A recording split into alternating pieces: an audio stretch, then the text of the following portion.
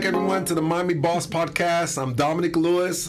Dom Lewis is what they call me, right? Dynamite, outstanding man.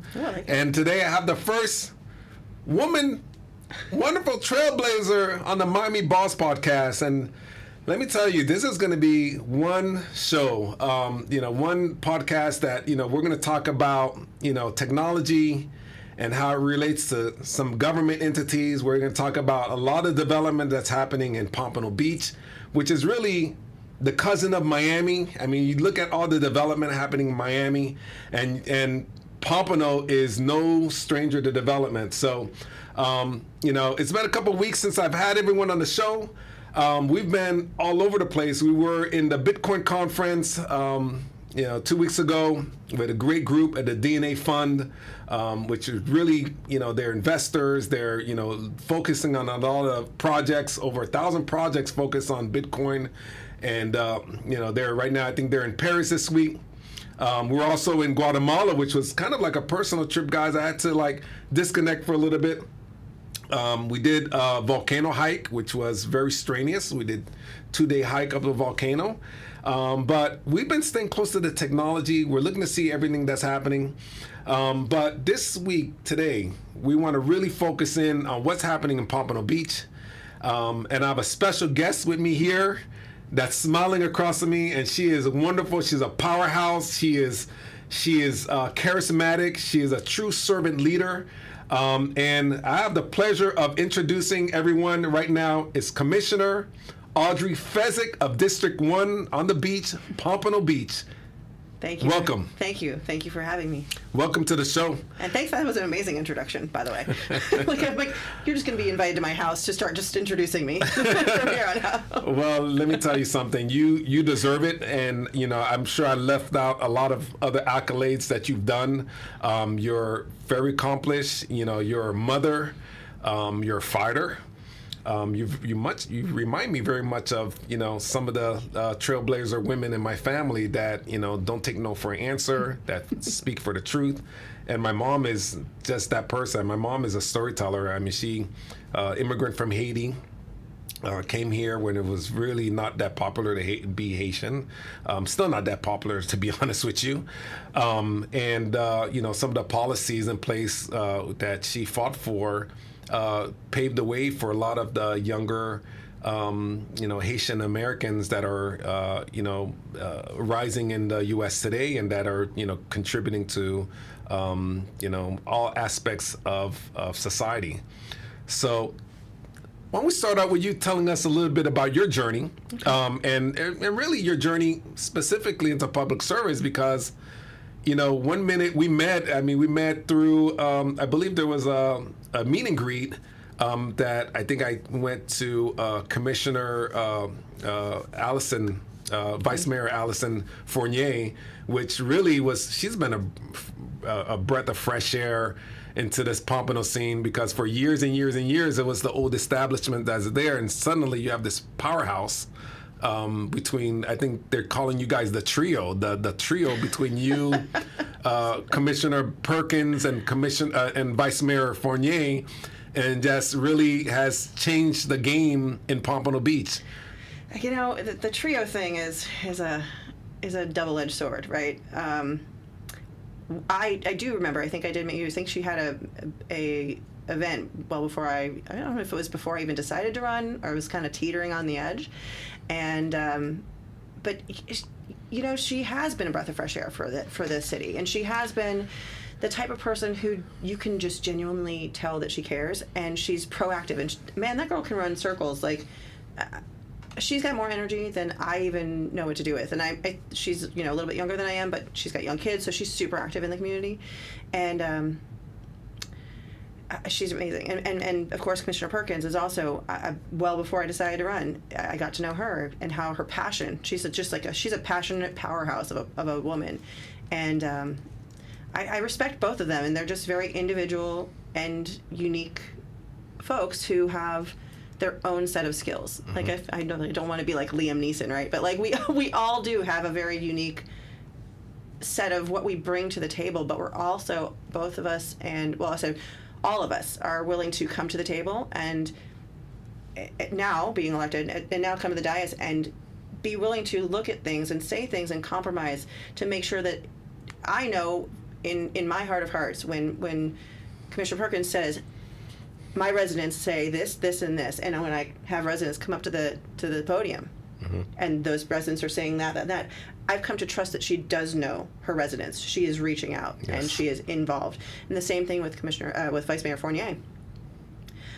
We got to know each other during the campaign trail, and she's like I said, powerhouse, and people respect that, and she's honest, and she works hard, and they know it, and so. And she's a whiz. I mean, I said it last time. She's a brilliant woman. She's an Ivy League grad, right? She's a brilliant woman. And so I don't want, you see this cute little blonde bopping around, but do not mistake it. This is a girl that is a woman that is a complete genius. Yes. And she is a very intelligent woman, and she can look at things in a very unique way. And I respect that. Yes. Yes. And I think what you're talking about is the superpowers, right? And, it's like when you have that, when you find your element and you feel comfortable, you're able to do things that you've been trying to do your entire life, that suddenly you're in the right seat, on the right dais, in the right city, to make that magic happen. Yeah, for me, I never planned on being in politics. So I think I had told you before, if you asked me 2 years ago or 3 years ago, oh, you should run, even like right up until the day I decided to run, and I was teeter-tottering, I didn't really want to do it. It was never on my bingo card. In fact, I hated politics. So it's actually kind of funny that I found myself literally smack in the middle of probably the most contentious politic world I could be in. But it's not about politics, it's about what's right. And that's what drove me to where I am now. I was involved in the neighborhood. I was involved in what was going on. And as that little circle of influence grew, my neighbors told their neighbors, and then the neighborhood got a little bit bigger. Oh, hey, by the way, we have a problem over here. Could you help us with that? Sure. Because of technology, I was the only one in there who could get the word out to people who lived seasonally, because they could get email, but they weren't really they didn't know how to do all the other things. So depending on age and demographic. So it was interesting. So I became sort of this little hub of information, whether it would be walking down the street, people would ask me, and finally it transitioned. And I started going to the meetings, and I started doing these things, and it grew outside of my neighborhood, and it grew outside, and it became it became all the way into Palm Air. We had collaboration. So at that point in time, it was time to make the decision. When I kept going to the commission meetings and representing the people, I would have consistently somehow, hundreds of signatures, and people would come and talk, and it was consistently a 4-2 vote against what the people wanted. And that was infuriating. I'm just not a type of person that will sit by and let injustices prevail. It's kind of my kryptonite, I guess. My husband says I'm passionate. He's right. I already knew that, but he likes it when I'm, like my hair right now, as I joked earlier, is wild and unruly, and sometimes I am a little unruly, but I do it from a place of where people will understand that my heart is in the right place, and and I hope that is always conveyed. And I will fight for things. I will fight for people. I will fight for what's right, and I'm not afraid to do that.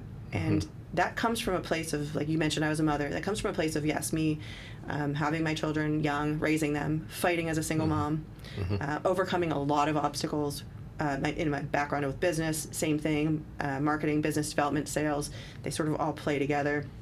So, you're talking about, I'm not afraid to say that I'm 47 years old at this point, right? Like, I feel like 47 years young. Yes, whatever. I felt like a game. It's like a game. It's like a video game. Right. We get to level up, and I look at it as a level up, right? Everything shapes you, and so I never say never either, because as soon as I do, just like right now, I find myself in politics. Right? Yes. I never thought I would be in politics, and here I am. Right. But it's about being comfortable in your skin, and even having the ability to let a lot roll off your back, and knowing that when you're doing the right thing, you're doing the right thing, and Yeah. that will shine. Yeah, no, absolutely. Yeah, and and that decision to run the campaign was not a very easy decision, right? I'm sure, for just number one, probably the family dynamic, I'm sure you struggled with, personal convictions, but then also like, how do you honor what you feel like is the right thing to do, and when that right thing is going against the grain? Yeah, so when I was going to the meetings, and I without, I don't want to harp on it too much, but my cousin was the previous commissioner, Right. and so and for years she kind of asked me to downplay it, and so when I was going to the meetings, like we had different last names, it was no big deal, and I said sure, no problem, out of respect. And so I had people coming up to me who didn't know the dynamic and kept asking me to run and asking me to run. And I kept saying no, politely, no. And then finally, it became overwhelming to the point where I knew if anything that I wanted to achieve in the city and anything that I wanted to achieve from the objectives that the residents were telling me that they wanted, somebody else had to get up there and vote, whether it be me or Right. anybody else. So it was a difficult decision, but I think it was the right one because people are getting their voices heard. And I will stand my ground and stand up for what the residents want. I recall being at the polling center, and I did not really have an alliance to anyone. I mean, I'm the tech guy. I'm the AI guy. I'm the futuristic dreamer, idealist, and I'm just thinking, hey, I have young children. I love the city, and Vice Mayor Fournier actually knocked on my door. And for years, Rex Harden was the Commissioner 3 District. Kind of just overlooked me, even though I owned all this property there, and just kind of, just kind of brushed me off. But Alison Fournier, she came and seemed to have a personal interest, and I told her I had a problem, and she came right over. She came faster. I mean, she probably got there faster than, if I had called 911. Or an Uber. Or Uber, and they get there pretty quickly. And so she got there pretty quickly, and she, we talked, and, she was telling me a little bit of background, what's going on, and, where her background is from. And I was very enlightened because I had been turned off by, anything politically for many years with the city. I founded a green school there in the city, and I felt like I got very little support. And since then, I kind of traded it off to my former wife that's, not even licensed to run the place. But that's a whole nother podcast within itself. That's another thing that we're going to address that. But, it's really interesting because I had the opportunity to meet your family member that was a former commissioner in your seat. And, she kind of, wanted to drag me to one side and another. And I just was like, listen, I'm the tech guy. I'm here to look at, zeros and ones, the data, and to see how things are going. And, I was telling her, maybe you should consider hiring me to do some of your data strategy. And she did not. And, and then she did not have a really good outcome as a result of that. But probably because of a lot of other things as well, too, that there's so much discontent in District 1 and what's happening and just the overall city. So I think you were able to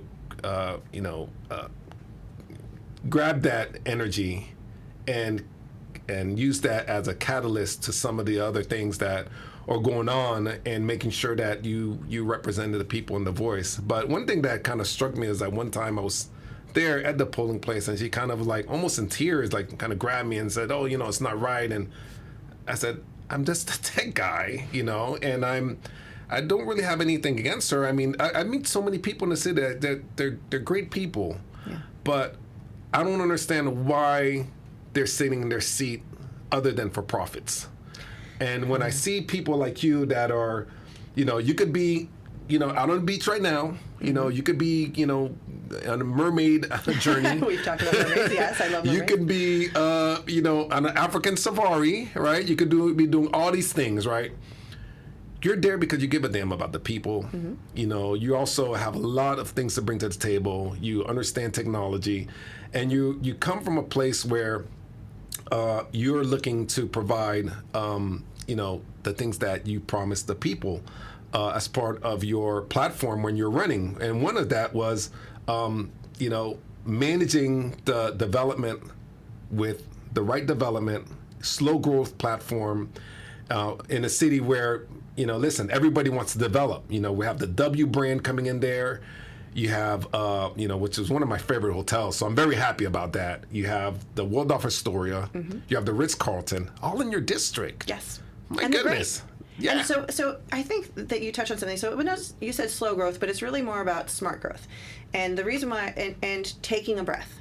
So in tech, if you don't have a plan and you're trying to build something, whether, in general, like you're trying to build a system, if you don't know what your ultimate goal is, then and what you want it to look like and how you want it to function, then you're never going to have the right fit. You're not going to make it work. Yeah. So with this specifically, we are building and look, who doesn't love Waldorf Astoria? Who doesn't love the Ritz residences? I mean, that's amazing. Sign me up. Right. Can't afford it, but sign me up. Beautiful and high. And listen, this is all great stuff for the tax roll. I've never discounted that. The W, I think, it's sad that we're going to lose that parking space for the time being, but we had a lot of time to prepare. Yes. As a city, and we're sort of behind the eight ball a little bit on that. But the W, amazing brand. I worked with hotel liquidations. I did for years as well, and so I'm very familiar with the brands. I didn't know about the name, whatever, whenever. I love it, but I come back to smart growth being when we're looking at development, when we're looking at the way things are growing in Pompano. You have to have that plan, and for years the plan was just. Sure, just seemed like there was no rhyme or reason to the actual lot. And I know that there's a lot of people who spend a lot of time planning, but they plan in development services. What I learned when I was looking at it is, you had to plan on, you had to look and give people the rights to build within this lot. And then there were people within development services who were looking at they were comprehensive in terms of water or in terms of sewage or schools. But I found a lot of times with the fire department, they would have somebody look at that. But things I heard personally from the fire department EMS crew was sometimes we have to drive a mile down the street just to turn the truck around. Wow. And I'm like, well, that's a problem because that's not smart. It's compounding. Like if you put, I'm going to use the folders. Like if you put building and building, and then this one builds to the biggest setback, and this one builds to the setback, and yes, they have the ability to make sure there's a fire or the garbage truck turnaround. Right. But when you start doing that on every property, and a median in the middle of the street, and the median, and taking out the lanes, right, and then it's compounding. So I just said, hey, we have an amazing opportunity to do this the right way and once. So let's just pause. I even said, I think I woefully used the term moratorium in an interview, and that's not really what I meant, but it was more of a stop and take a breath, right? We just need to breathe and make sure we're still on the right plan for the city. Right. So that smart city kind of approach that you took as far as in your campaign, what message do you think that sent to the sitting mayor and the other people that were there that were really shocked by your win? Do you feel that, that they're moving a little differently now? No, they're not moving a little differently now. They're moving exactly the same way they did. But I would have hoped that they would have paid attention a little bit more. I would have hoped that they would have... and I still hope I keep saying I'm still hopeful because nobody wants anyone to fail here. Right. This is not. This is the city and this is residents. This is still taxpayer dollars. So I feel like I know me. I have tried to ask questions and bring options and bring ideas to the table because I think that we have that opportunity to do that well. And what they're not doing right now is they're not listening to us, and they're not. They're just not. What's the best way I can say this? There's just no compromise when it comes to what, let's say, the other three are perhaps doing. And there's some on some instances there are, but when it comes to development, we're just not there, and we are having that issue in a big bad way.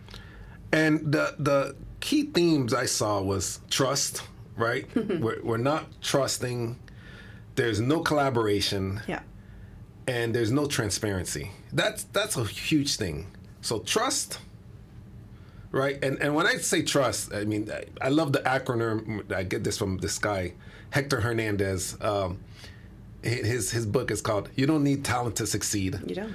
But one of the things he has in there is starts with a T and ends with a T. Trust. Mm-hmm. In order for you to have trust, you need to have RUS, which is respect, understanding, sincerity. Mm-hmm. I don't see a lot of that in the dais. I love that, by the way. Yeah, Hector Hernandez, old IBMer of mine, colleague. Shout out to Hector Hernandez. But that's huge. That's missing, and we don't. I don't understand. And I must say something, mm-hmm. and I hope, I don't offend anyone here. But I'm going to say that if Mayor Rex Harden of City of Pompano Beach, if there's not a change in the way he's treating other commissioners or the own citizens of the city, I'm going to tell you that I believe, and I'm saying this here for thousands of viewers can see around the world and local people in the city of Pompano Beach, if there's not a change in how you're treating the fellow commissioners and taking a proactive way to collaborate and build trust in the city, I can almost guarantee that he will not be sitting in that seat come the next election. I almost guarantee that. I would have to agree with you. I don't think that he's taking a proactive stance at all. I think that it's one of those things where when you and I don't even have to say it for me. My experiences, I can watch the residents come to the podium, or the residents in the audience, and you just take last night even, right? We had people just being passionate about something, and he interrupts me, which is not going to. This is not going to continue. Many times. Not going to continue. He interrupted you many times, which I'm appalled about. I mean, it's just it's so disrespectful. Yeah. And you used the word a couple back in one of your posts, and I was sitting there laughing. I mean, but it's sad. But it's like you said, mansplaining. I forgot mansplaining, yes. And I'm like, wait a minute. I have to go Google it. It's an actual word, mansplaining, and I'm like, wait a minute, but. This happened to me before from other people where I'm working in a professional setting and I'm, young, black guy from Miami. And I feel like, well, that word they use, mansplaining, that they're doing to you was from a gender perspective. I felt equally from just equality perspective, if you will. Right. So since I was a kid, basically as a girl, you grow up, you hit puberty, you get curvy, and whether I have blonde hair, brown hair, or whatever, now it's just easier with keeping blonde and gray at bay. But yes, I'm so tired of men telling me what I need to know. They have not walked my path, and I am really, really. It's not gonna work for me anymore. There's no other kinder way I could say it, I think, but let's just put it this way: I have decades of experience in business, and I have traveled the world. And actually, This is the best way I can say it. My grandmother had one of my favorite little nuances of her. When people behaved badly or in a way that she felt was maybe inappropriate or not classy, mm-hmm. she would basically say, "Don't worry, they can't do any better for themselves. They're just not from the manor born." Wow. And it sounded really terrible at the time. It was like, you're like, Oma, don't say that. That's terrible. But you know what? Sometimes people can't help themselves because they choose not to help themselves. And you know what? I don't want to discount anybody's personal experience in life, but you know what? If you don't want to, or you're not encouraged to do better, so mm-hmm. if you're not encouraged as a child to do better, or to want to do better, or to be a good person and be generous and loving to other people, mm-hmm. if you don't make that change when you become an adult, because some people had the worst beginnings ever, mm-hmm. but they have changed their life, mm-hmm. and I just feel like, man, the mayor right now, I think I'm coming hot in off of this because I just am so frustrated. But I do not think he will survive another election, especially when he's pulling stuff like he just did. I don't want to even really give it too much space, but he is promoting anything other than what is in the best interest of what the people have been telling him. And he's actively campaigning. He's actively for other people to take over seats. I've never seen that. Like in the middle of commissional session, that you're. I mean, it's not like it's a lame duck session where you're actively bringing someone in, campaigning for them. So obviously you could have majority of the vote, which is a 4-2. Right. Then, which for years they've been doing that to Commissioner Perkins and Allison, and so now the pendulum has shifted a little bit. Yeah. We're still not there where we need to be, but there's been a shift. You can feel the shift throughout the city. And that is what was going on before was completely unacceptable. Yeah. It's not equitable. It's not in the best interest of the people. It's not in the best interest of the city and the future generation of Pompano Beach. I am going to say this, and I'll say it 1,000 times, that I don't want anything to happen to Pompano Beach, and so I'm a mama hen, right? And I'm a mama bear, mama hen, whatever you want to call it. I will collect my little chickies, and my chickies are my residents and people that I care about in the city, right? Which is the city residents, and so I will fiercely defend that. Right. So if I feel like any resident of Pompano Beach is being disrespected, I'm going to fiercely defend that, right. And I'm passionate, right. Super passionate about that. Let's talk about that a little bit because you have you've been outspoken about the CRA, at least a little bit. Just a little. You'd be like, man, hey. Like I said, I'm the IT guy. I try to get along with everybody. Yeah. People may not like me because I'm not tall enough, or maybe I don't have enough hair, or maybe I'm too tall, or whatever. Maybe right? I'm too curvy. Yes, there's always a reason for somebody not to like you. I don't get it. Me too. But I reach across. I've spoken to every commissioner. I've tried to reach out to the mayor, and everyone seems to be like, oh no, you're with that person, you're that person, and listen, you talk to me, and I appreciate the conversation, and I'm just a citizen, at the end of the day, Not right? just. Yeah. No, it's not just. No, you're a human being. You're Yes, a human I'm a human being. I'm a human being. And I like just because you run for and are elected for a position that's in public service doesn't automatically anoint you. Right. You know what I mean? There's no people say, "Oh, Commissioner," it's and I understand it's out of respect, and I appreciate it. But I'm just Audrey, right? Right. I am me, and I want to be your neighbor and your friend, and so I want to Right. make sure that is conveyed in everything. And so Right. you're not just a citizen; you're a human being, and you have lots of value, and you bring lots to the table. And I don't ever want anybody to think anything less Thank of you. themselves. I'm just a Miami Boss podcast host. You're a boss. You're a boss. Hey, I love meeting bosses. We're trying to boss up over Yeah, here. boss lady.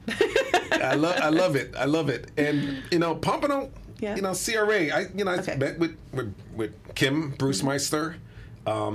Personally, I think she's a nice lady. I mean, I don't really know her, but I respect everyone. I just, like you said, they're human beings. I'm a human being, and so I want to have that same common courtesy with everyone. I reach across the aisle. I focus on tech because I feel like, even from a collaboration standpoint, you need that to communicate with everybody. Yeah, I'm sorry. Some of the things you're saying. I want to give opportunity to just, where you called out the CRA, even, calling for the dissolution of it. And then last night saying, hey, what would it take to end the contract? Yeah.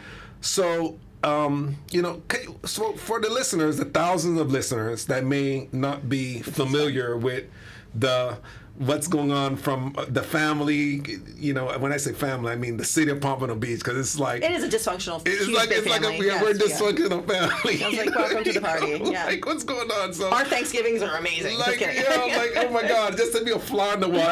There was a new vlogger that was last night that was there, and she's like, this is wild. This is wild. And I was like, yeah, well, it's real passionate. I just try to encourage her to come back again. My parents say it's better than Netflix. My parents literally, they're like, we just tune in. It's better than Netflix. It's getting really something else. So what can you tell the people like that don't understand, like, what is a CRA? So like, CRA a lot of people that don't understand the CRA is Right, like a so community CRA redevelopment agency. Community redevelopment agency. So CRAs are not bad by like design. A CRA, it's fun how things start with the best of intentions. So CRAs were made to community redevelopment agencies, and they were meant to reinvest tax dollars in areas that needed to have investments made. So for instance, they call it like slum and blight. And so this started off as a great idea. The problem is that as time has gone on, some CRAs found ways to do things the right way, right? Now, I want to bring up outside of Florida, in Greenville, South Carolina, for instance, their CRA, they created a housing authority sort of out of this area, where they actually reinvested tax dollars and they gave tax subsidies to city to create affordable housing and maintain the character and integrity of their neighborhoods. So that's like one way that CRAs reinvest and rejuvenate the areas that they are serving. The second part of that is, you're wanting to reinvest in that area. So that's parks, that's whatever, rebuilding parks, cleaning up the streets, sidewalks. It could be, there's so many different types of programs, and I'm just, but it's very limited to a set area that the CRA is created with, or, you create the CRA parameters. It was meant to control slum and blight. Now, over time, where there's opportunity and things happen, there's opportunity for other people to maybe say, oh, hey, we could redevelop this, and it starts off with being a great idea, but then it slowly sort of degrades into, is it the best idea? Question. Is it the best opportunity for that particular area, or is it the best opportunity for the people around that area? And that's where we've sort of slid, I think, in our CRA. Right. So in our CRA and in our city, we have hired consultants to help us guide our CRA. And our consultants have, over the past, I would say almost 2 decades, through city work and whatever else, slowly sort of, gotten a little bit more infiltrated. I said infiltrated is a bad word, but tangled, or it just sort of really webbed into the city, and not just the CRA, but the city as well. And so closely integrated. Knit. I mean, it's like we're knitting a grandma's sweater, kind of that close. Yeah, why even have 2 meetings and 2 boards at that point, since they're essentially, the same board. Right, and it's the same board is fine, but it's. But there's 2 boards. There's a CRA board, and then there's a city commission. And there's city commission. And that's done by design, because they're 2 different entities. Even though the city commission, like the CRA is a like a subset of the city, but they're one and the same, but they operate in different factions. That part's fine that they're separate, but now we're taking on these projects which are supposed to reinvest money. So when you set up a CRA, also you set up a split. So what happens is your base, the year that you set it up, your base tax increment value, right? It's frozen in that year. And then I had a really good video of this, by the way, at one point. But so in the Northwest District, for example, since we're talking about the new downtown, and I did the numbers, and in the East CRA in Pompano, we set it up where the city always gets that base. Then after that, any incremental tax revenue over and above that base number, then it goes into this other pot, right? And that other pot gets divided. Now, in some cities in Florida or around the country, sometimes the split is 50-50, sometimes it's 60-40. The absolute maximum the CRA can have is 95%, and the city gets 5%. 95%. So now, the frozen tax base, and both CRAs represent about 23% of our city. So 23% of the city of Pompano Beach is only getting the base amount plus only 5% of whatever that incremental tax revenue is. And our CRA in the Northwest covers like a little over 3,000 acres. There's like 3,084 or something like that. And the East CRA is 157 or 158 acres. And so in beachfront property, or not beachfront, but high traffic district area, and up a little bit on the beach. So east of Federal, there's a whole section, and it's really high ticket tax areas, right? So by far the Northwest exceeds it, just in sheer numbers alone. So I did the numbers, and Last year, the city got, between the base and the incremental, the city got from that Northwest CRA area a little over, I think it was 1.979 million, whereas I think, and I'm trying to do this by memory, but whereas the CRA got closer to $8 million to reinvest just in Right. the Northwest CRA. Right. Now the Northwest CRA is big, so $8 million to reinvest in the Northwest CRA would be amazing. But like Vice Mayor said last night, but we're choosing to make a lot of the investments in this very tiny section of this little island of what is the Northwest CRA, rather than really truly doing it the right way. So I feel that our consultants are taking the opportunity at this point to redevelop an area, but do it on their own, for their own reasons, Right. and not for the people. Right. And that's my stance on that. Yeah. So in the in your Sun Sentinel op-ed, you argued that the CRA is more loyal to consultants than to residents, and I've seen some of that. Yeah. Yeah. So And there's a specific case that where it's really I think you feel like it's really impacted the community negatively. specific, I think there's a couple. Right. I mean, look, there's a couple, but which one are you referring to? Because I'll expound on either. Just I guess how the contracts with the consultants, contracts with RMA. Okay, so this is not meant to be. I chose public service, so this is not meant to be a anything other than what it is. In public service, we are paid. Just it's basic. It's not a lot. It's not a lot. I think, but it's 51,000 and change, and then That's what I got when I graduated out of college. I think I think I made more actually. But anyway, but the thing is that look, you're not doing this for the money. Right. So that's that. But we're looking at taxpayer dollars now. And taxpayer dollars, when we see contracts written, and the city has lots of contracts, and the CRA has lots of contracts, with the CRA, the consultant contracts, those consultant contracts, when they are written for $75,000 a pop, and then rewritten, or there's money being spent, and $75,000 is the magic number in Pompano. Did you know that? So if it's just under $75,000, they don't have to come to City Commission for approval or CRA board for approval. No. So unless it's construction, then it's up to $200,000. So there's some so I say this. So I could go to Sleepy Joe. I mean, not Sleepy Joe. Sleepy Greg. Sleepy Greg. That's so bad. I'm sorry. I've been calling him Sleepy Greg because he's there sleeping on the dais. You know so what? I'm like, yesterday Commissioner Perkins is saying, "Hey, Greg, hello, wake up." Yeah. So I mean, he's sleeping on a major meeting like that. And maybe he wasn't feeling well. Hopefully, let me just give him the benefit of the doubt. Maybe he just wasn't feeling well. But I'm just so concerned about that. You could, like you said, today he could go and write a $75,000 check to a consultant. $74,999. $74,999. Yeah, he could. And the thing is that we have these. So we do have, the CRA has these consultants, which along with other commissioners, when we started seeing some of this stuff, right, we asked for copies of contracts. We got copies of contracts. I went through every contract with a highlighter. I mean, I have binders that are like this thick in my, these contracts. And it's some of the people who were being most vocal about other commissioners and were coming in and supporting the projects that the CRA wanted to push and trying to really be like, I think everything is great. I think everything's great.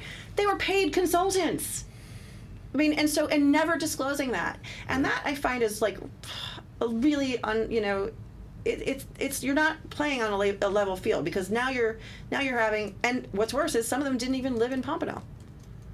Right. Like they have family ties, or they whatever. Fine, but you don't currently live here, but you're getting paid from the city. You have another contract to help people sell their houses to the CRA. There's there's all these things, and that's just I don't want to just call out those people, because that's not right either. Right. Because it's so much deeper than that. But that was the part, that was the single thread that when I pulled it, I went down a rabbit hole. And I just don't like what I've seen. What was the most alarming thing you think you've seen at this point pertaining to the CRA? It's more so pertaining to how the CRA is run.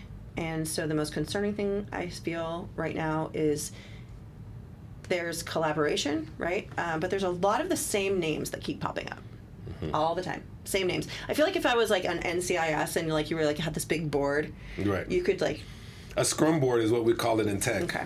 I suppose scrum board then. A scrum board. You could basically, but I mean, you could take a red thread and like literally just like put like pins like and just draw lines, and it's just like it's like this, Yeah. and it's sad, and it's that's really what's most concerning, because then you're looking at those same lines, and then you're looking at dollars and people and players and influence, and then you go back and look at the election contributions, Right. and it you know, you're not accusing anybody of anything, but the changes that are taking place on the dais is I'm excited. Like Right. you know, I needed a little bit of time to get situated. I think I've told you before, I'm the type of person that show me the sandbox, right? It's like a new job. You're gonna get yourself comfortable in that sandbox. Right.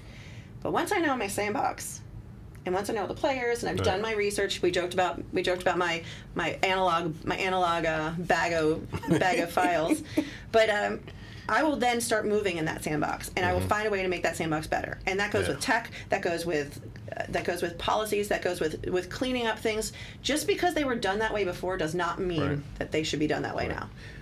Yeah, Mayor Rex Harden called your position in response to the CRA, you know, not being beneficial to the city. He said that your position was very misleading. How would you respond to that critique where he's saying that you're misleading? And this is coming from someone has been charged from the Office of the Attorney General's office by having campaign finance charges back to 2018. I mean, coming from Mayor Rex Harden, telling us, the citizen and the people, that, well, you know, right now, you know, I find that it's beneficial when he himself has been under the spotlight for campaign finance misuse. So I'll start with this one, right?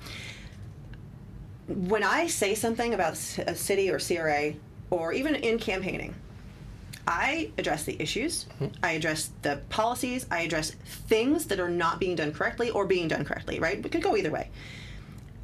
Issues, policies, not people. I didn't call him out. I didn't call his name. In fact, even after all of the things that happened, I was respectful, and I said, you are welcome to your opinion. However, it is your opinion, and this is mine. And my opinion is on policies. I didn't say Rex Harden's a big dumb guy, whatever, right? I didn't say that. Right. I didn't say he has no idea what he's talking about. I didn't say that. I said, these are things that I have found that are concerning about how we're doing things in Pompano. These are things that I don't think are right. These are things that I think we need to readdress. And instead, I get personal attacks, and I want to make it very clear that I wasn't born yesterday. And so I personally don't believe that he alone wrote his response. I have it on good authority that some of the same exact phrasing that was used verbatim from one of our consultants appeared in that article. Yeah. And so I don't think he did it himself. And whether he did or didn't, great, good for him. Yeah. But he did it with input for sure. Yeah. And I will not stand by anymore. And I have been respectful, but I am done. I'm at my I'm at my limit where I will not tolerate the disrespect anymore. Right. And I have heard from people who have come into the meeting, by the way, they have come into the meeting and said I should vote a certain way, and if not, then you and they pointed at us. Yeah. I think you were at that meeting. They pointed at us and said, and if you don't vote this way, don't worry, we're going to take care of you. And I was like, in more ways than one, we're going to I was like, what the heck? I'm like, first of all, you don't get to tell me how to vote. Number one, that's my own business, and that's my own that's my own conviction. Secondly, I will not be bullied. I think I've made that pretty clear. And third, I want to remind people that there are protections in place for public officials, and absolutely, it does include not doing that. Now, I've not attacked people personally, and I'm proud of myself, even though it got real dirty during the campaign. Yes. And it got real dirty during post-campaign, and videos and names calling. I will say what I say based on what I think and based on research I have done. Yes. I am not going to start this into a name-calling, mudslinging. I just don't have time for that. I left high school and middle school way too long ago. Yes. I don't have Yes. time. No, absolutely. And, even while I didn't even know you then at the time, actually, and the former commissioner basically grabbed my arm and saying how, this is wrong what she's doing. And I'm like, wait a minute, I'm not here for that. Yeah. But, it's really interesting. Even on some of the well-known Broward County Integrity Watch, Government Integrity Watch sites, they showed that Mayor Rex Hardin allegedly steered money from his own campaign to himself. He mishandled campaign money in various other ways. And then there's, this is directly from the Broward County Office of Inspector General.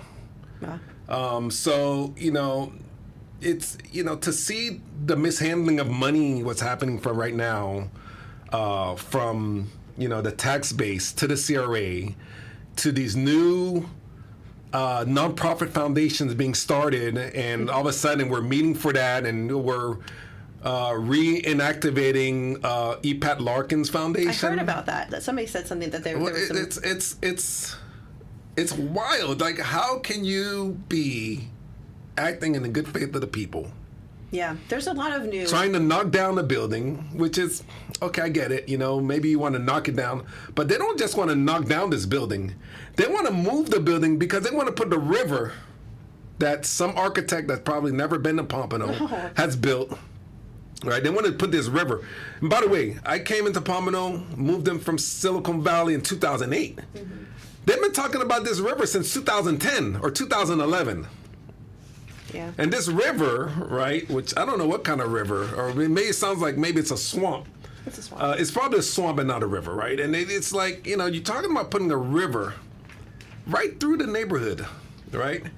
And you're wanting to do that, so Pompano is a very biodiverse territory. It has wetlands a little bit. It has some, intercoastal, and you have canals, built by the Army Corps of Engineers. And in that district, Northwest District, it's just really sad because you don't have access to none of that. So they said, you know what? We don't want you going to District 1, okay? And people in District 1 probably don't want you guys going to District 1. So we're going to build you a swamp. A swamp. Yeah. Hey, it's called what it is because it's not there yet. And so who's going to maintain that? And where's the water going to come from?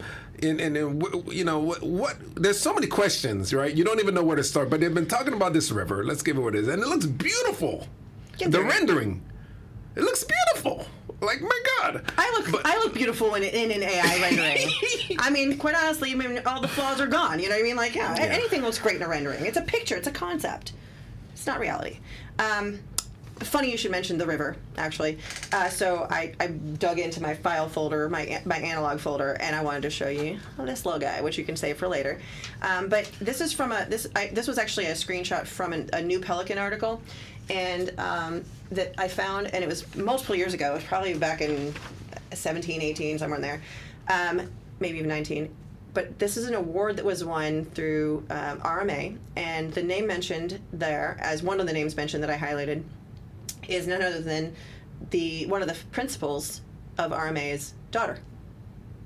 So this is how I look at it, right? Like I'm a mom, so I get wanting to promote your kids' science project and cheer hard for them, but not with taxpayer dollars. Yeah. And so while it might have been a great concept, however long ago it was created, might have won an award, fantastic. It might not serve us now, and I don't think it does. And I don't think that the infrastructure for this makes sense, especially west of, especially just taking up that much real estate. I've said a lot of times, I really think that best use of that land is, leave the EPAT Larkin Center where it is. Maybe even glow it up a little bit, like build around it. In Amsterdam, for instance, they do a lot of modernization of buildings, and they build modern structures around like the facade of the canal house, or they work with what they have and they blend them together almost seamlessly. I feel like we can do that with the EPAT Larkin Center. Yes. We have there's a proposed parking garage. I think we need to reinvent a lot of the idea here, but there's a proposed parking garage that's next to the proposed city hall, and the E. Pat Larkin Center sits right there. They don't need the parking spaces anymore. Right. So if we were to build that VOTEC and whatever, and literally encompass the rest of the property with a brand new building, right, and then tie it into it, right. Why hasn't that been thought of? Why does it have to be all or nothing? Right. And, let's imagine the art of possible, right? Let's imagine the art of, hey, you know what? We're in 2025 now. Perhaps we're not need to have this brick and mortar where you have all this space and offices that, hey, let's, quite frankly, City Hall is closed on Friday. Shouldn't be, but yes. Okay. Maybe it shouldn't be. Listen. I'm an age where you can do so much online. Right. You just spend $1+ million for an ERP system that the commissioners voted yes on yesterday, and I think I feel like you're voting yes just out of fear. No, not for me. Because nobody also wants to stop the city, right? The services that they run, God forbid, like, hey, you stop this technology service, and next thing you know, your utility payment system, so then the city can't collect that. So I think there's a little bit of fear factor. That fear factor is coming from, you don't know. The problem is... You're driving blind. The problem is that we don't know. And the questions have been asked. I've asked for a marketing report. I've asked for weekly updates on each... so when I came in, I asked our city manager back in February, I wanted a weekly update on the departments. And I said, look, just have the department head write, a summary, right? So and I've said all commissioners should have this, because that's communication, right? That's just saying, hey, here's what's pending. We have development services reports that they do monthly. But I just wanted a quick, sentence touch point. Here's what we have coming to the commission. Here's what we're working on. Here's what we need. Because then we can't direct staff, but he can. Right. And if he can provide that to all commissioners, then at least we know and we can hear what's happening in the city. Then we are actually in tune. Then we can ask questions about tech. Then we can ask questions about, well, is this working? Isn't this working? And I'm famous for, as a kid, I had this Fisher Price tape recorder, cassette recorder. God, it's so bad. It was this brown box, and we had two of them, and I was so curious, right, that I wanted to take it apart. I want to see how it worked, and I've used that analogy, and I took it apart and I put it back together, but I took it apart, and down to I just kept going until I couldn't go, and I just kind of had laid out. So my mom had walked into the attic. There was an attic playroom, and there's just me, and I was 8 or 10, somewhere in there, and there's probably about 9 or 10, and there's me sitting in front of a completely put together one, and then one that I've just screws and whatever. I'm just in there taking it apart. We need to do that in the city, right? But you don't know what you have until you start.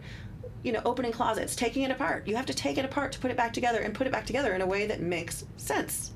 And we're not doing that right now. And the fear you're talking about is the fact that I can't make decisions if I've got a blindfold on. Right. I can't make decisions if I know that we aren't going to actively pursue change. Right. So the benefit to this contract, if you will, is that I asked if it was software as a service. Do we get a discount? They've been using it almost 20 years. I don't even know how many departments it affects. So, but we definitely need a tech overhaul. But we need an overhaul in general. And I think that starts at the head. I think we need to have a city manager that's going to communicate effectively with all commissioners, not just some. We need somebody who's going to be a little bit more energetic and look at new ways of doing things. I think the shakeup in the city commission, with not having a 4-2 vote anymore, has started to lay the groundwork for some of that.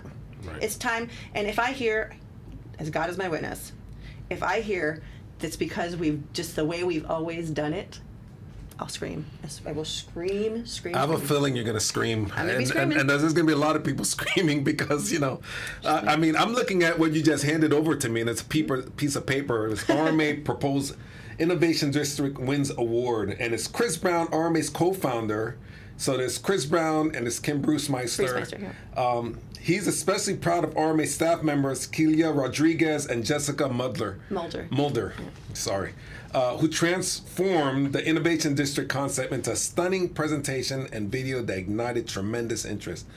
Those marketing tools are now being used by the city, CRA, Chamber of Commerce to attract new commercial business and developers to Pompano Beach. And let's not forget the Chamber of Commerce is inextricably linked also to our Economic Development Council, because it's a joint council between the city and the Chamber of Commerce promoting economic development in the city, which is also inextricably linked to RMA. Right. So there's just, like I said, Right. I mean, and I'm not saying that it was done with malintent, right? I think behind everything that happens, there's always a thread of a great intent or great intentions, good intentions.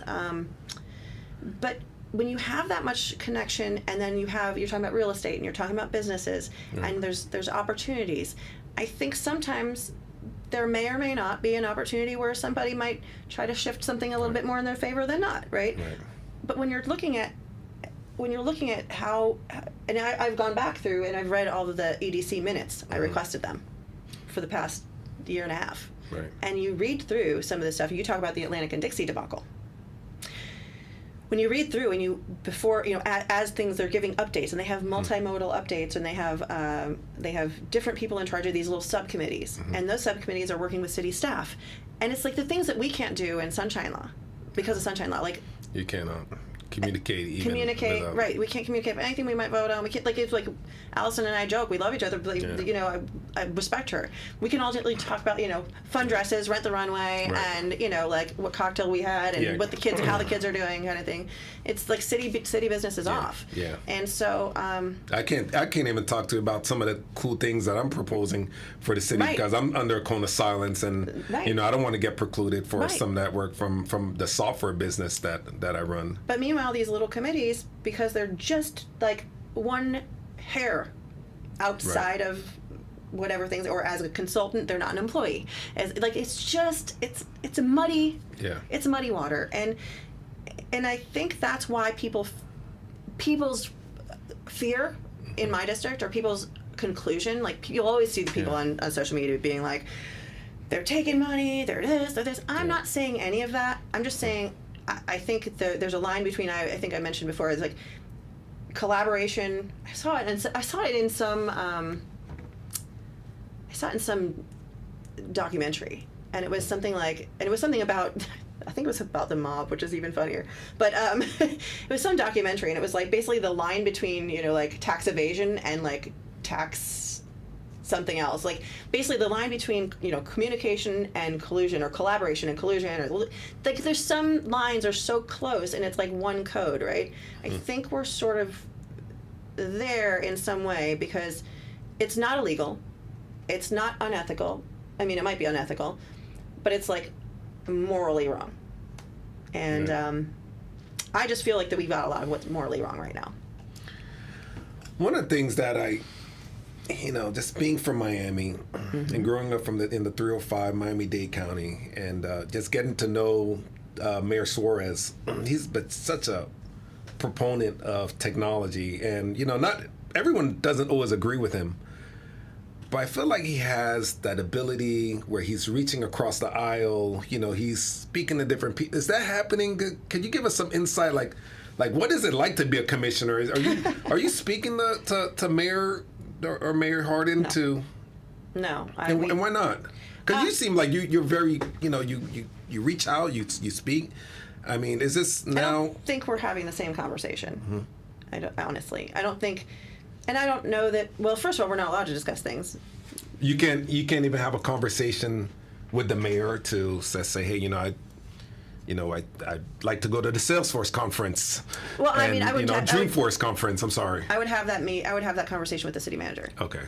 So you wouldn't directly and then say, hey, I'm thinking about this. What are your thoughts on this? And nothing that we could potentially vote on. So okay, right. No, so you wouldn't be able to due to the sunshine laws. Yeah. So what does the city, or Greg, or the city manager, or anyone help facilitate the relationships with the other commissioners? And I don't think so right now. Okay, so that's really troubling for me, because me being seeing how other cities move, and even though it's not happening publicly, and it's there's everyone's under the same sunshine laws, but there's opportunities to build a relationship, and just, I think, even to see some of the other work, you see them on social media. I mean, you're not precluded from looking at, I don't know if she has a page, but for example, Commissioner Eaton. Right. I mean, anything you put out publicly is fine. I think that what the Sunshine Law is meant to do is to stop backroom deals or whatever, or like sort of like any sort of collaboration, like hey, if you do this, let's do. You know what I mean? Like they don't want that to happen, right? Because you want it. They want you to have the information. Now, I will say that the Broward League of Cities has been amazing. So I just attended the Broward League of Cities Gala, which is an annual event. And I am one of the directors. Well, no, I'm not one of the directors. I'm the first alternate director. Commissioner Eaton has had that. So unfortunately, she wasn't able to be with us. Oh, she was not there. She was not there. Oh, that's unfortunate. It was a swearing in ceremony and a gala where the president of the Broward League changes annually, and then the directors change annually. And so I was the first alternate, and Vice Mayor Fournier is the second alternate. So we were all there. We were all, so Mayor Hardin was there. Vice Mayor was there. We had Jeannie from our economic development there. My husband and I were there, and so we had people there. But you're able to talk about different things. But the reason I wanted to bring that up is because it's awesome that you meet other cities. So you meet commissioners and mayors from other cities, and you get to talk about things. So we were talking about, I was talking with the mayor of Deerfield Beach, and I was talking to the commissioners in Pembroke Pines, in Pembroke Park, and so Coral Springs, so. And I don't want to leave anybody out, but it's just all Broward County, right? Right. But you're able to sit there, and especially you're able to forge those relationships because together, since it doesn't affect what we talk about, but we can collaborate, and that's really, really good because we can work together on so many different things. Right. So. Yeah. This worked. This is where it goes with your tech thing. Yeah, and I'm struggling just to understand who's running the city right now. Because even the interaction I saw between Mayor Hardin and Commissioner Perkins yesterday, where he's literally almost hunched over her, screaming at her. Yeah. And, she's sitting in her chair. I mean, I don't know, that would be a very hostile work environment. It's been hostile. If I was in that work environment, have someone just turning red, almost purple, like the Incredible Hulk, or green, and it just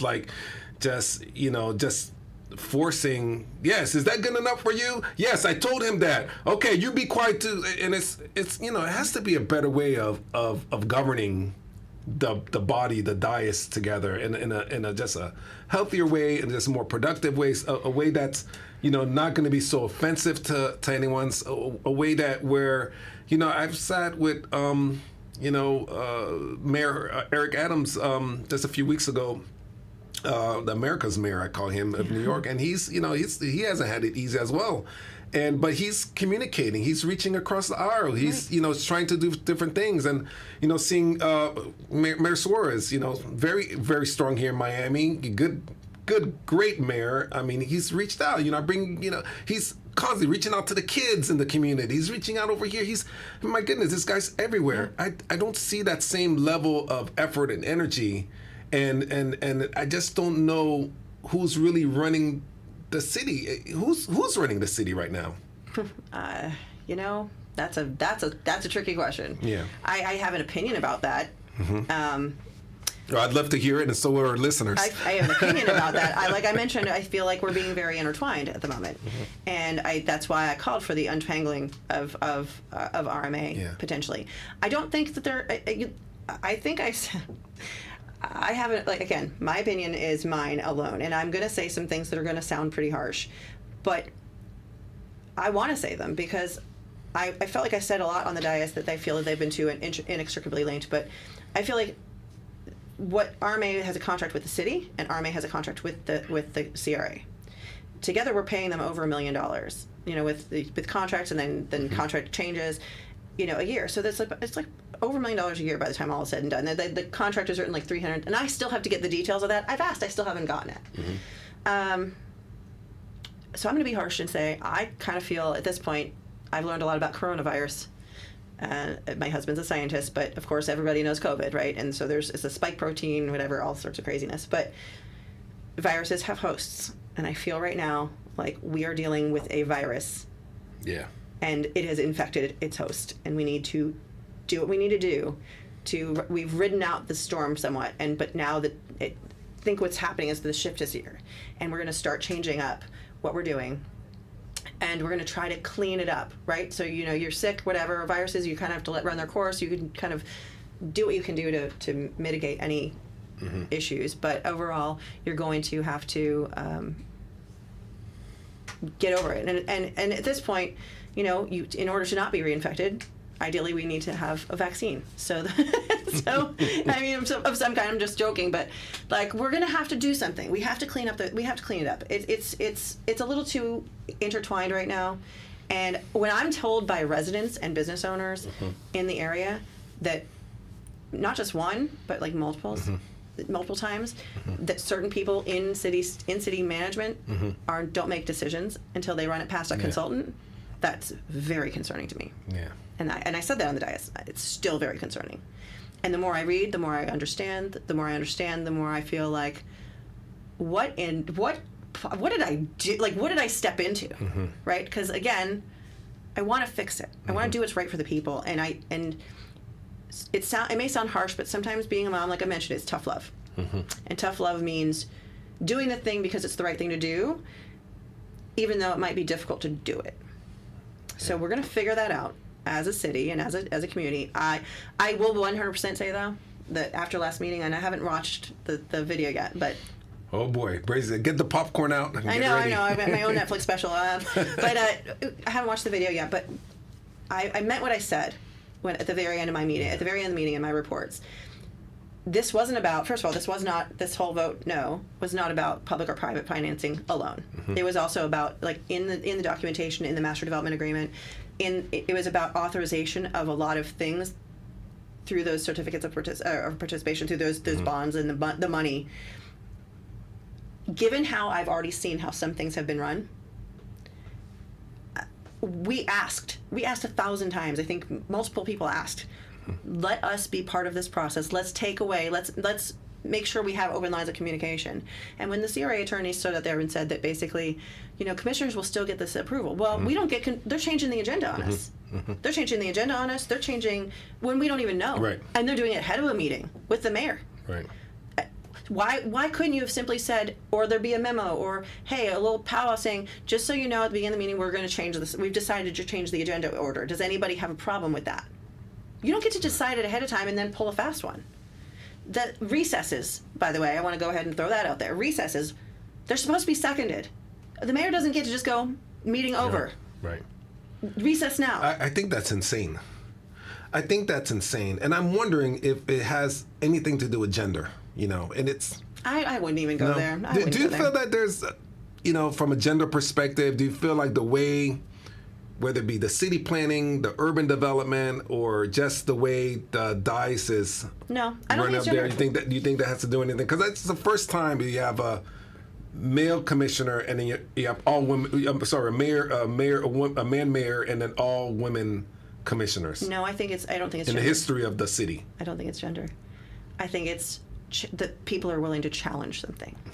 I think it's the fact that people are this is what we're doing now, is we're asking questions that some people didn't want to have asked, right? So it's being challenged. Decisions are being challenged, and the way that they've always done things is being challenged. Yeah. It's being challenged, and they don't like the challenge. What's the first, like, this in business, right? What's the first thing that happens when you tell somebody, or you sort of say, like, sort of pick at something, like somebody goes, oh, here's this, right? What's the first thing that happens? People are gonna be like defensive. Right. They have to. There's a storm. There's a storm, and usually there's a norming and conforming. Right. And we've given it 6 months. You would think that would be happening by now, right? We've given it 6 months, and instead the mayor decides to use city resources to do a video back in December that calls out the three, right. and media. And so I wanted to say, going back to this right. RMA thing. Right. RMA, our what's her name? Our media, Sandra King, for media relations, I think is the name. Greg Harrison, and so I'm saying these names specifically because I have recently been told that there was a email that went out to a local reporter that said that anything related to City Commission needed to go through Sandra King. Well, I understand that that's her staff, but I wanted to make sure that everybody knows, and I'm going to look right there and say it, if you have a question about Pompano Beach and it has anything to do with anything that I decided on or anything we're talking about and you want to know my opinion or my stance or my take on how it's going to affect the city, whether it be my district or the city as a whole, call me. Call me. Just talk to me, because they don't get to be the boss of me. I'm the boss of me. And I'm not going to let that happen. They are not going to control my narrative. Right. Ever. Right. And, that actually does remind me of someone in particular, which is our county mayor at large is Lamar Fisher, which is my home sits right behind where his family home used to stand, and they've developed townhouses there. But I will tell you, credit to Lamar Fisher. Even if you completely did not agree with him, he would return your call. And there's a lot of things I did not agree with him, but he'd always return a call. And you're very much the same way. Like, you return calls, you pick up the phone, and that's very commendable when you have so many people in your district. I mean, thousands of people calling you and emailing you and complaining about this, that, the other, the trash, and you have developers, multi-million, billion-dollar companies going into your district. So.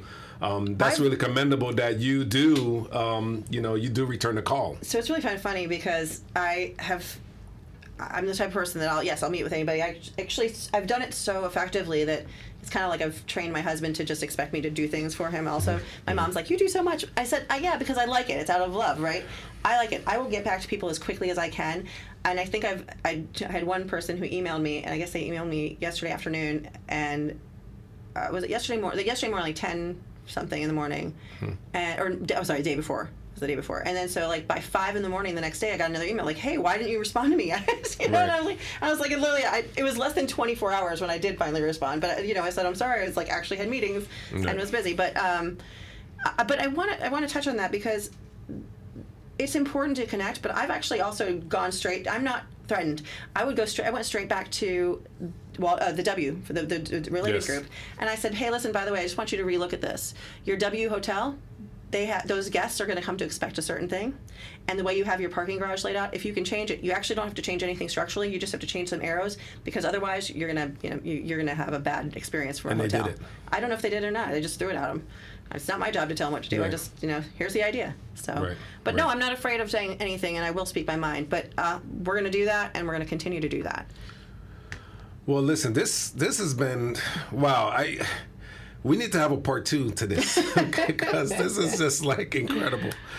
And we're out of time. I know we didn't even get to a lot of stuff I think you wanted to talk about. There's just so many things. There's just so many things to cram packed in an hour. It is. But I want you to have a last word here. I want you to have a word to say to people that are in Pompano Beach and elsewhere. Really kind of share with them. If they feel disillusioned by the process, if they feel bamboozled, if you will, right, which is an old English term that was re-brought up by Spike Lee's one of the movies called Bamboozled, and even Do the Right Thing, where there was large groups of being gentrified. If you feel that people just disconnected because time and time again they feel like they're left out, what would you tell to these people that are listening right now, and how you feel, what you feel like is the right thing to do, and just making sure that they understand that you too have felt those same levels of disillusionment, disenfranchised, felt like you were not being heard, feel like you were being mansplained, feel like you're being overspoken when other people are not, that the playing field is not equal, that there's not transparency, respect, and understanding, where there's not trust. There's so many people that feel those same things right now, especially in this political environment in the nation that we're in.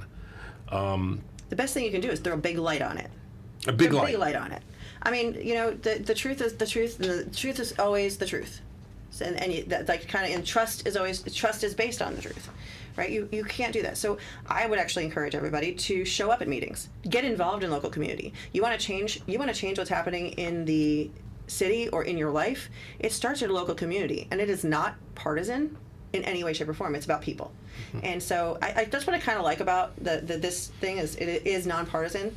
It is about people. And so we need to make sure, so I guess what I would leave with people in terms of being disillusioned is please trust in people you elected and don't take what is spun for you from a biased perspective through a team of folks working against commissioners who may, or vice mayors, or when mayor, or whatever it may be. People, read, research, ask questions. Don't just be served information and, trust but verify is probably the best way. That's what I tell everybody. I will trust what people say to me until they give me a reason not to, but if I will trust it, but I will verify it on my own. And I'm unique enough that I have, and I feel everybody else unique enough, that you will have your own opinion, you'll have your own gut feeling about, does that sit right or not? Right? When you start to read. Now, if somebody's just telling you and you keep seeing it, the other thing is, I did a whole thing on my Instagram, so I'll leave that there, about marketing campaigns, because I came from a marketing world. Yes. How to spot a marketing campaign and how to understand, and once you see it, you can't unsee it. Right. So I would leave that with people, because there's going to be a massive marketing campaign against likely myself, likely Commissioner Perkins, and likely Vice Mayor, because we stood up for the people. And I already know it's coming. I'm ready. It's coming. It's coming for me. It's already started on social media, but you know what's louder? The thousands upon thousands upon thousands of people who voted for us. They're so happy that we did what was right for the people. Well, you're speaking to thousands of people today in the Miami Boss podcast, and we're just thrilled that you were a guest today. Well, thank you for having me. It's just been a great conversation. Tough conversation. There's a lot more that we need to discuss that we're not gonna be able to peel back on the onions here. But Pompano Beach is really a cousin, I would say little sister to Miami, and there's it's part of a larger ecosystem, and we want to make sure, at least from my perspective, that the development is done right. It feels good knowing that you're there. On that dais, fighting for the people that don't have a voice, fighting for the people that's been left out. I mean, we heard Miss Pat Larkins yesterday get up there with her walker. And tears in her eyes. And tears in her eyes for all the years, decades work of her late husband, the late and great Pat Larkin. And that's not the first time she's been there.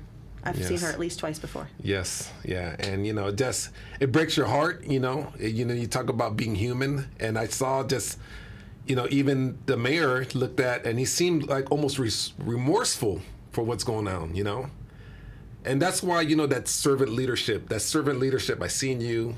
I see in all the commissioners, quite frankly. I feel like it's really pure from you. I feel like it's, my goodness, it's like being in the classroom and you see that one child, that student that's has all these qualities of of a great leader, and you're seeing them maybe shut down for one reason or another, either by family members or external force, and you're just sitting there and you continue to speak up, even though sometimes they'll slap your hand down, you'll get back up. Fall down 7 times, stand up 8. Maybe 1,000. But it's a Japanese proverb. It's not mine. I didn't create that one. But but you have to. That's what's right. That's the oath I swore, and that's what I do in my day-to-day life. I've got to number one, be the example. Not just I got to go to bed and look at the mirror and be okay with that, right? Yes. And but I also lead by example. I lead, and I try. Have I made mistakes? Absolutely. Who hasn't? We're human. Of course. But I also have to be. I want when I pass. I want the legacy I live to be one that I actually truly was a loving person. I truly did the best I could with the information I had at the time, right? I was always a work in progress, but I always did it out of love. I want to lead with love, and I want to lead with respect, and I want to lead, and I want that to be the legacy. Doing what's right. And that's just love thy neighbor. And I'm going to continue to do that. I love that. And on that note, On that love note, right? On that love note, we're going to end this podcast today. And love to everybody. And, love really is the answer. Yeah. You know, there's my mom always says, whatever situation you have and you're going through with someone, put more love into it, pour more love into it. And it's so true, because I see where everyone's talking about it is from a place of love, because you guys are sitting up there because you love your city, right? Passion. You're passionate, right? And different forms of you. And that's why I love when everyone gets together, we have the conversations, tough as it is. But thank you for this opportunity. Thank you. The Miami Boss Podcast, everyone. This is our first time we've had a sitting, highest leadership in the city, one of the highest leaders, women's perspective, first, I wouldn't say first woman commissioner in District 1, but certainly one of the city's highest positions. And really, Pompano Beach is, not just known for its beaches. There's so much more coming there. We're driving, especially from a technology perspective, innovation. We want to be the driver of that, and we want to be the driver of making sure that development is done the right way. So thank you again for being on the Miami Boss Podcast, and hopefully we'll have you again. Anytime. Commissioner Audrey Fesik of District 1, Pompano Beach. Thank you, everyone, for joining in. See you next time.